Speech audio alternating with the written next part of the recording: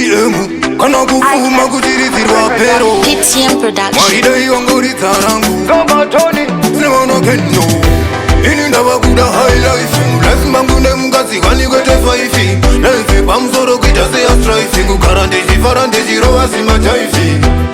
ndava kuda high life life mangu nemukadzi wanikwete 5 life pamusoro kuita seya strife kugara ndechifara ndechirova simajaifi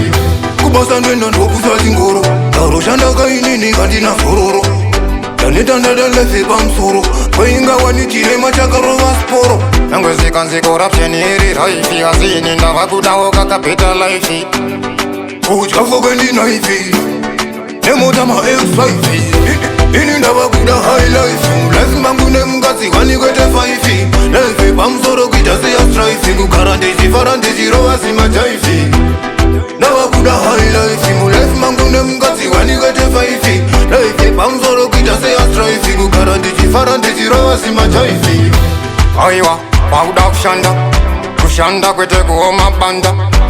kumeso ndakabvisa ganda ndikasadaro ndingachere mvura netswanda ende pakushanda ndiri slefi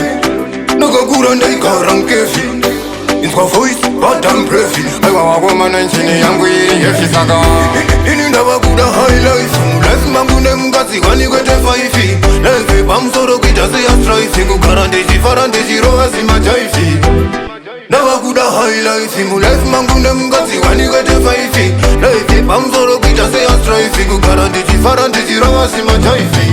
kubasa ndoenda ndokusa chingoro daroshanda kainini kandina zororo danetandadalefe pamusoro kwainga wani chirema chakarova sporo nangwezvikanzi corruption iri raifi asini ndava kudawo kakapeta laifi kudya fokendinaifi nemota ma-x5 ini ndava kuda high life life mangu nemukadzi wanikwete 5 life pamusoro kuita seya strife kugara ndechifara ndechirova simajaifi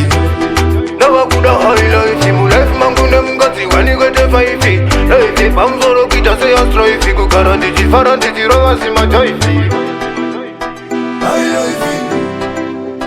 kwete 5 kuita seya strife PTM Production.